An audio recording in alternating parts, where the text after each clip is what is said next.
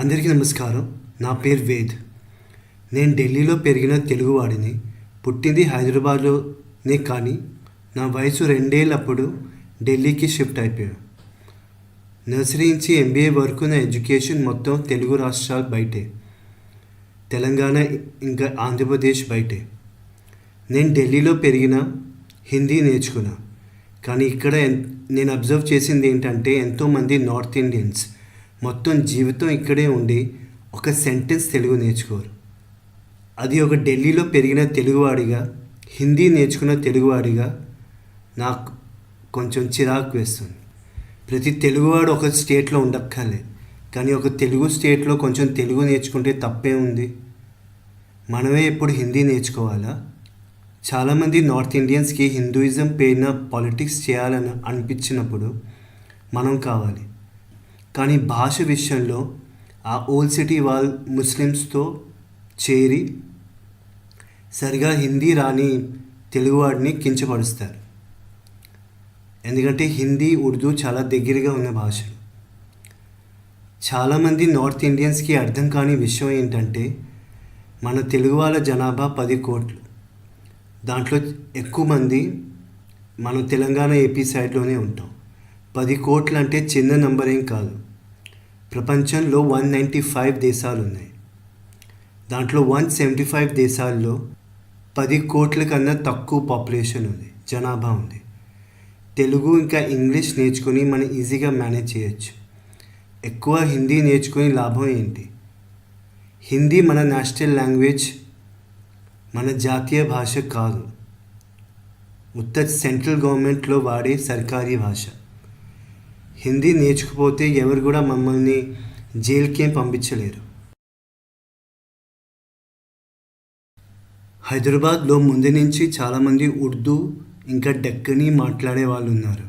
కానీ తెలుగు మాట్లాడే ప్రాంతంలో ఈ ఉర్దూ డక్కనీ ఎక్కడి నుంచి వచ్చింది? తెలంగాణ గవర్నమెంట్ వెబ్సైట్ ప్రకారం తెలంగాణ అంటేనే తెలుగు అంగన, అంటే తెలుగు మాట్లాడే ప్రాంతం. ఈ తెలుగు మాట్లాడే ప్రాంతంలో ఉర్దూ ఏంటి? నిజం చెప్పాలంటే నిజాం మన తెలుగుని పెద్దగా పట్టించుకోలే. ఉర్దూ రుద్దడానికి చాలా ప్రయత్నం చేశాడు. ఇండియా స్ట్రగుల్ ఫర్ ఇండిపెండెన్స్ పుస్తకంలో ఫేమస్ హిస్టారియన్స్ బిపిన్ చంద్ర ఇంకా మృదులా ముఖర్జీ మ్యామ్ ఇది రాశారు.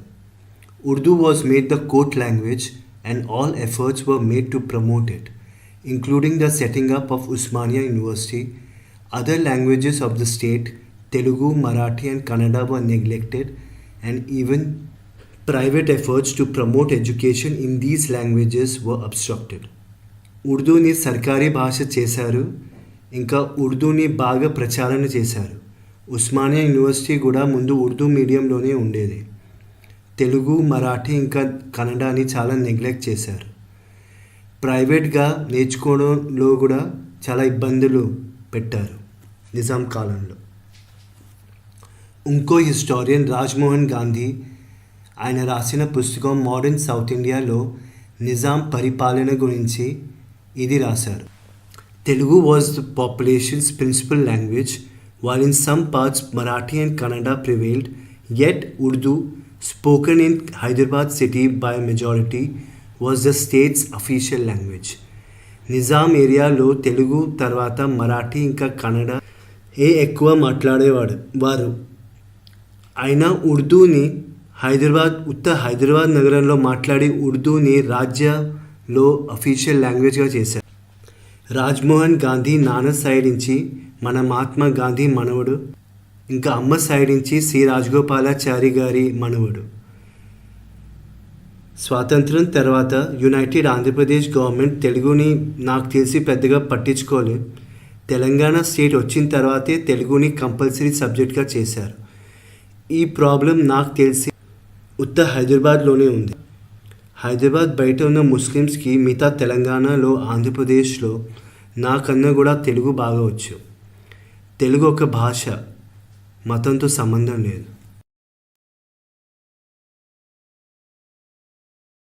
తెలంగాణలో చాలా ఎకనామిక్ డెవలప్మెంట్ జరుగుతుంది, అభివృద్ధి జరుగుతుంది. దానివల్ల చాలామంది మైగ్రెంట్స్ ఇక్కడికి వస్తున్నారు. నాకు తెలిసి ఇప్పుడు జరుగుతున్న మార్వాడి గో బ్యాక్ యాజిటేషన్, ఇంకా బెంగళూరులో జరుగుతున్న Kannada versus non Kannada issue, ముంబైలో మరాఠీ వర్సెస్ నాన్ మరాఠీ, ఇవన్నీ ఎకనామిక్ డిస్పారిటీ లేకపోతే రాష్ట్ర లెవెల్లో ఉన్న అసమానత వల్ల జరుగుతుందని నా అభిప్రాయం. అందరికీ తెలిసిందే ఏంటంటే మన దక్షిణ ఇంకా పశ్చిమ భారతదేశం ఎకనామిక్ ఇంకా హ్యూమన్ డెవలప్మెంట్లో చాలా ముందుంది. డెవలప్మెంట్ ఎక్కడ ఎక్కువ ఉంటుందో అక్కడే మైగ్రేషన్ కూడా చాలా ఎక్కువ ఉంటుంది. చీమ పంచదార వైపు ఎలా వెళ్తుందో అలా ఇక్కడ డెవలప్మెంట్ ఉంది, కానీ అసలు పేదతనం బీదతనమే లేదా? అందరి దగ్గర ఉద్యోగాలు ఉన్నాయా? చేస్తున్న ఉద్యోగాల్లో సంతోషంగా ఉన్నారా? దానిపైన నార్త్ ఇండియా నుంచి గుంపలుగా వచ్చేస్తున్నారు. తెలంగాణ లేకపోతే దక్షిణ భారతంలో డెవలప్మెంట్ జరిగిన లోకల్ వాళ్ళకి ఎక్కువ లాభం జరగట్లేదు. దానిపైన మన భాష కూడా నేర్చుకోరు. మనమే హిందీ నేర్చుకోవాలి. తెలుగు వాళ్ళు నేర్చుకోవాలి, కానీ హిందీ మటుకు ప్రతివాడు నేర్చుకోవాలి. ఎందుకు? ఇది రాజ్యాంగంలో రాస్తుందా? యుఎస్, యూకే ఇంకా యూరోప్లో జరుగుతున్న యాంటీ ఇమిగ్రేషన్ ర్యాలీ కూడా ఇదే కదా. వాళ్ళ భయం ఏంటంటే ఇండియన్స్ లేకపోతే సౌత్ ఏషియన్స్ వాళ్ళ జాబ్స్ తీసేసుకుంటారు, వాళ్ళ కల్చర్ని పాడు చేస్తారు. ఇదే సెంటిమెంట్ చాలామంది సౌత్ ఇండియన్స్, మరాఠీ ఇంకా బెంగాలీలో కూడా ఉంది. నేను ఢిల్లీలో ఉండి హిందీ నేర్చుకున్నా, అందుకే నాకు తెలిసి నా హిందీలో ఎక్కువ సౌత్ ఇండియన్ యాక్సెంట్ రాదు. తెలంగాణ, ఏపీలో పుట్టిన తెలుగువాడికి మంచి హిందీ ఎలా వస్తుంది? మళ్ళీ వచ్చిన లోకల్ యాక్సెంట్ ఉంటుంది కదా. ఇక్కడే కూర్చుని యూపీ ఇంకా ఢిల్లీ యాక్సెంట్ రాదు. ఫ్రాన్స్లో కూర్చుని బ్రిటిష్ ఇంగ్లీష్ వస్తుందా? అది సాధ్యమేనా? మళ్ళీ మన యాక్సెంట్ని, మన యాసని వాళ్ళ హిందీ మూవీస్లో, సీరియల్స్లో కించపరుస్తారు. సరిగా హిందీ రాకపోతే మనం తక్కువ, వాళ్ళు ఎక్కువ అని ఫీలింగ్ ఇస్తారు. మనకి చెప్తున్న రాంగ్ ఇన్ఫర్మేషన్ ఏంటంటే, మనకి చెప్తున్న అబద్ధం ఏంటంటే హిందీ మన నేషనల్ లాంగ్వేజ్, హిందీ మన జాతీయ భాష. కానీ అదేం రాజ్యాంగంలో రాసలేదు. కొన్ని తెలుగు ఫిల్మ్స్లో కూడా హిందీ మన నేషనల్ లాంగ్వేజ్ అని చెప్పారు. ఇది తప్పు. ఉదాహరణగా న్యాచురల్ స్టార్ నాని చేసిన ఫిల్మ్ పిల్ల జమీందార్, దాంట్లో ఒక సీన్లో తెలుగు టీచర్ ఎంఎస్ నారాయణ గారి ముందు కొంతమంది స్టూడెంట్స్ ఇటు తెలుగు సరిగా మాట్లాడారు, అటు హిందీ సరిగా మాట్లాడారు. అప్పుడు ఎంఎస్ నారాయణ గారు తిట్టుకుంటారు, ఇటు మాతృభాష సరిగా రాదు, అటు జాతీయ భాష సరిగా రాదని డైలాగ్ ఉంటుంది. కానీ డైలాగ్ తప్పు. హిందీ మన జాతీయ భాష కాదు. తెలంగాణ ప్రభుత్వం తెలుగుని కంపల్సరీ చేసింది, చాలా మంచిది. కానీ Telangana politicians old city Muslims ఓట్ల కోసం వాళ్ళకు వచ్చిన హిందీ ఉర్దూలో మాట్లాడేస్తారు.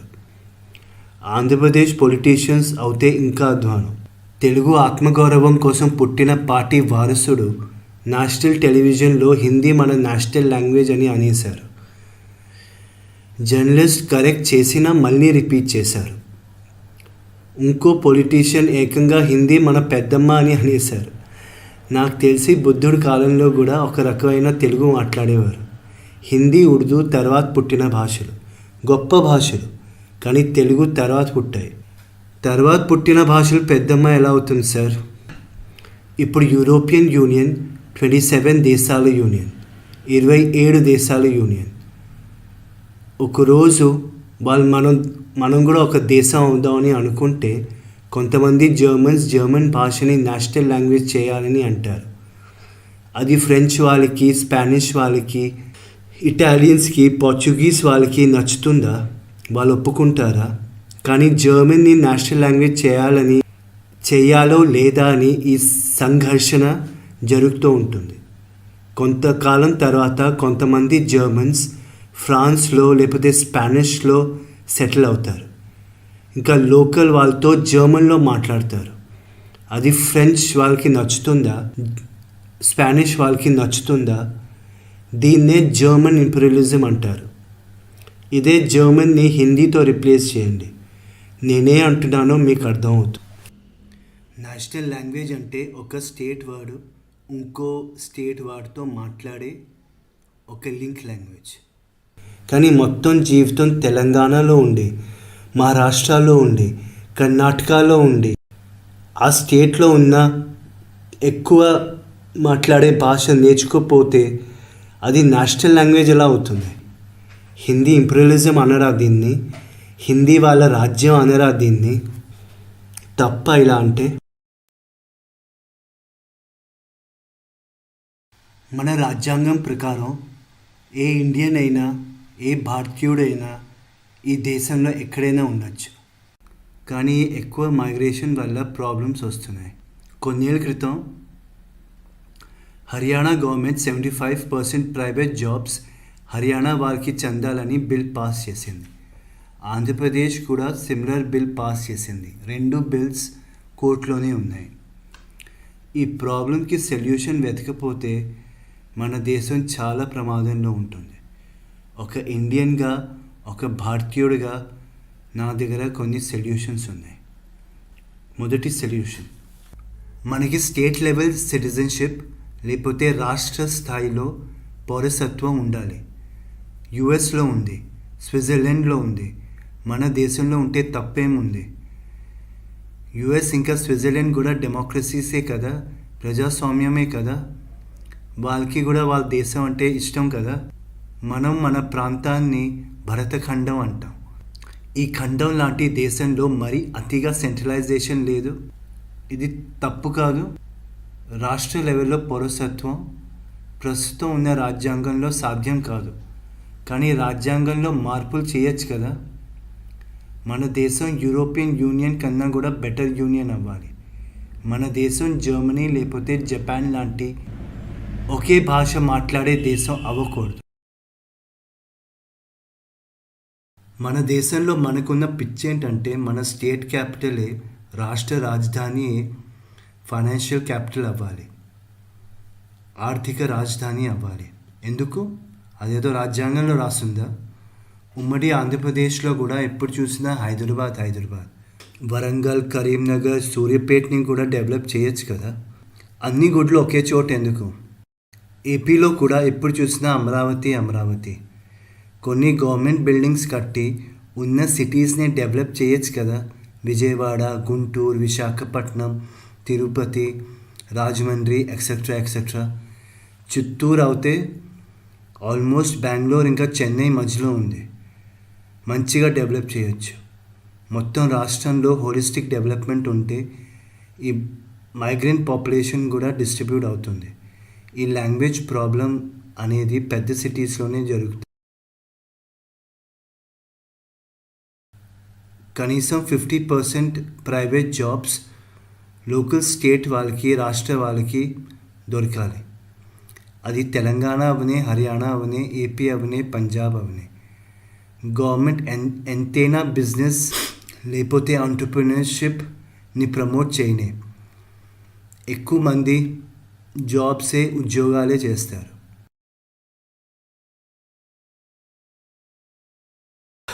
నిజంగానే మనకి లింక్ లాంగ్వేజ్ కావాలంటే అది మన ఆర్మ్ ఫోర్సెస్లోనే ఉండాలి.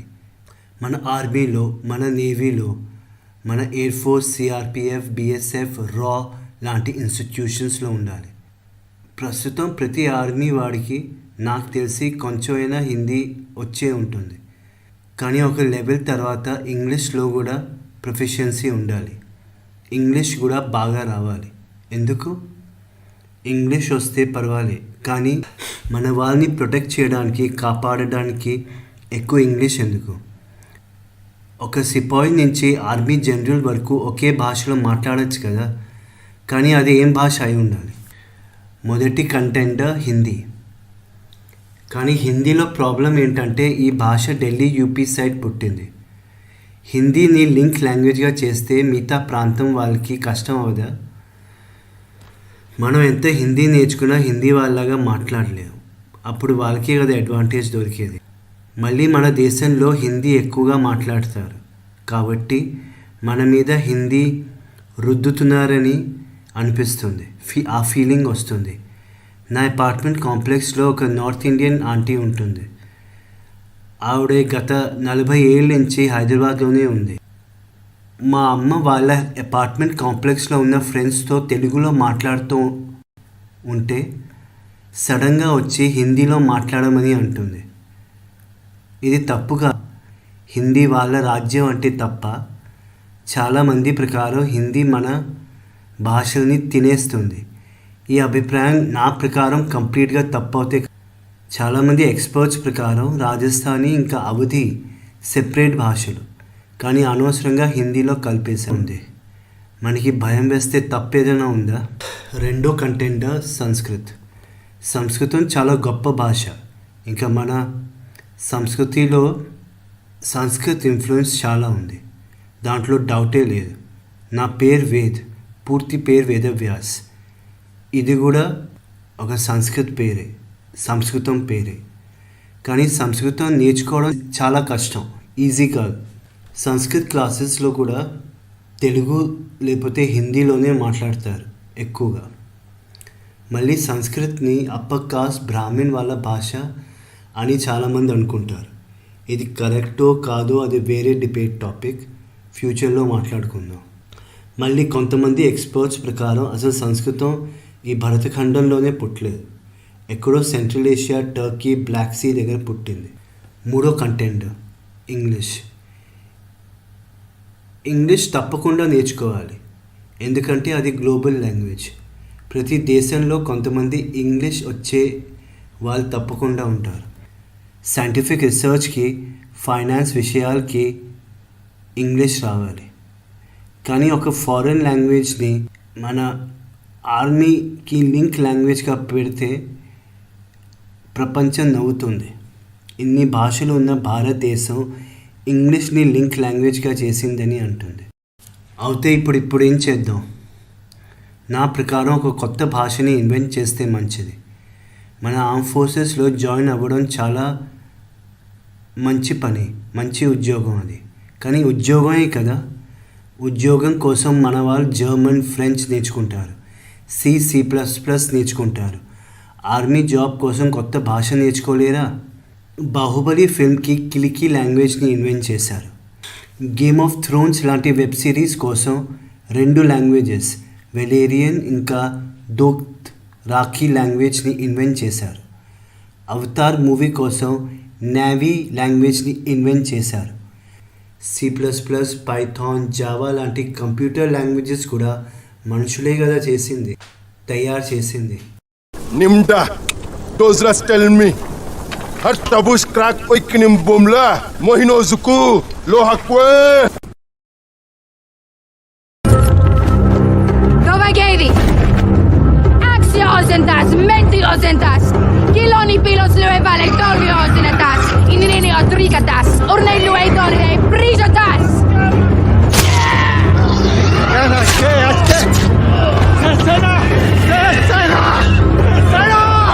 Dracarys.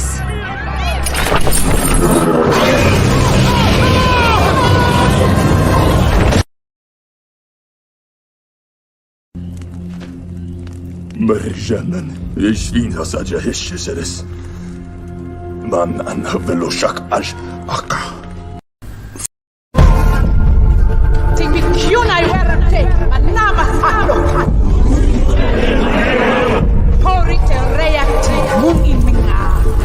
Muslim si Boero Maea. Ulte ting I wear ni ang gaya ya. Kebiran. మూవీస్కి, వెబ్ సిరీస్కి ఇన్వెంట్ చేయొచ్చు, నేషనల్ యూనిటీ కోసం చేయలేమా? మన అదృష్టం ఏంటంటే మన 22 షెడ్యూల్డ్ లాంగ్వేజెస్, షెడ్యూల్డ్ భాషలు, టోటల్ జనాభా 97% మంది 2011 సెన్సెస్ ప్రకారం. ఈ 22 షెడ్యూల్డ్ లాంగ్వేజెస్లో భాషల్లో ఎక్కువగా ఉన్న భాషలు బేసిక్ సేమే. ఆ ఈ కక్క గగ్గ. కొన్ని అక్షరాలు ఇటు అటు ఉంటాయి, కొన్ని సౌండ్లు ఇటు అటు ఉంటాయి. ఈ 22 షెడ్యూల్డ్ లాంగ్వేజెస్ని మిక్స్ చేసి ఒక భాషని తయారు చేయొచ్చు కదా, ఈజీగా చేయొచ్చు. కానీ చేయాలని కోరిక లేదు. ఈ భాషని మన రక్షా భాష అని అనొచ్చు, ఎందుకంటే ఇది మన దేశ రక్షణ కోసం చేస్తున్న భాష కాబట్టి ప్రతి ప్రాంతం వాళ్ళు ఈ భాషని వాళ్ళ భాషగానే భావిస్తారు. ఓకే, ఎందుకంటే దీంట్లో కొంచెం తెలుగు, కన్నడ, పంజాబీ, ఉర్దూ, కశ్మీరీ, నేపాలీ అన్నీ ఉంటాయి కాబట్టి అప్పుడు ఈ భాషని పాన్ ఇండియా భాషగా చూపించవచ్చు అనొచ్చు. ఈ భాష చేయడానికి మనం ఎక్స్పర్ట్స్ని పిలిపించాలి. వాళ్ళు కొంతమంది జనరల్ కేటగిరీ వాళ్ళు, షెడ్యూల్ కాస్ట్ వాళ్ళు, షెడ్యూల్ ట్రైబ్ వాళ్ళు అయి ఉండాలి. అప్పుడు ఈ భాషని అప్పర్ కాస్ట్ వాళ్ళ భాషని అనలేరు. కొంతమంది ఆడవాళ్ళని, ట్రాన్స్జెండర్స్ని కూడా పిలిపించవచ్చు. అప్పుడు ఫెమినిస్ట్ వాళ్ళు ఈ భాష మగ వాళ్ళు చేసిన భాషని అనలేరు. చాలామంది హిందీ ప్రేమికులు హిందీని నేషనల్ లాంగ్వేజ్, జాతీయ భాష చేయడానికి గాంధీజీ ఇంకా సావర్కర్ గారిని కోట్ చేస్తారు. వాళ్ళిద్దరు హిందీని జాతీయ భాషగా చెయ్యాలి అని అన్నట్ట. కానీ వాళ్ళ కాలంలో ఇంటర్నెట్ లేదుగా, టెక్నాలజీ ఇంత అడ్వాన్స్గా లేదుగా. ఇప్పుడున్న టెక్నాలజీ సహాయంతో మన 22 షెడ్యూల్ భాషల్లో కమ్యూనికేట్ చేయొచ్చు కదా సెంట్రల్ గవర్నమెంట్. కొన్ని ఏరియాస్లో అయితే ఆల్రెడీ చేస్తుంది. ఉదాహరణగా prime minister of India website చాలా భాషల్లో ఉన్నాయి. హోమ్ మినిస్ట్రీ వెబ్సైట్ మటుకు ఉత్త హిందీ, ఇంగ్లీష్లో ఉంది. ఎందుకు? నా ఆధార్ కార్డ్ తెలుగులో ఇంకా ఇంగ్లీష్లో ఉంది. పాస్పోర్ట్ ఇంకా పాన్ కార్డులో ఎందుకు ఉండకూడదు? ఓకే, ఈ అన్ని గవర్నమెంట్ ఐడీలు సెంట్రల్ గవర్నమెంటే కదా ఇష్యూ చేసేది. స్విట్జర్లాండ్ ఒక చిన్న దేశం అయినా వాళ్ళ పాస్పోర్ట్ మీద 4 భాషల్లో ప్రింట్ చేసి ఉంటుంది. జర్మన్, ఫ్రెంచ్, ఇటాలియన్ ఇంకా రోమాన్స్ ప్లస్ ఇంగ్లీష్. ఏదైనా చేయాలంటే చేయాలని కోరిక ఉండాలి. ఆ కోరికే లేకపోతే ఏం చేస్తాం? నేను కూడా బాగా ఇంగ్లీష్ మిక్స్ చేసి తెలుగు మాట్లాడతా. తెలుగు లిపి, తెలుగు స్క్రిప్ట్ కూడా సరిగా రాదు, కానీ నేర్చుకుంటున్నా. కానీ ఏం చేయను, ఢిల్లీలో పెరిగా. స్కూల్లో తెలుగు ఒక సబ్జెక్ట్గా ఎప్పుడు చదవలే. కానీ నా పాయింట్ ఏంటంటే మన దేశం మెల్లిమెల్లిగా హిందీ వాళ్ళ రాజ్యం అయిపోతుంది అని నాకు భయంగా ఉంది. మనలో మనం కొట్టుకుంటూ ఉంటాం. మనలో మనం మీసం తిప్పుకోవడం, తొడలు కొట్టుకోవడం. తెలుగు వాళ్ళకి ఒక ఉతుపదం ఉంది హైదరాబాద్లో, లైట్ తీసుకో. కానీ లైట్ తీసుకుని మమ్మల్ని సీరియస్గా తీసుకోవట్లేదు. ఒక కప్పుని వేడి మరుగుతున్న నీళ్ళల్లో పడేస్తే వెంటనే బయటికి దూకుతుంది. కానీ అదే కప్పుని నార్మల్ వాటర్లో పడేస్తే ఇంకా మెల్లిమెల్లిగా టెంపరేచర్ బాయిలింగ్ పాయింట్ వరకు తెప్పిస్తే ఆ కప్ప దూకలేక నీళ్ళల్లోనే చచ్చిపోతుంది. మన పరిస్థితి కూడా అలా అవ్వకూడదు. Thank you.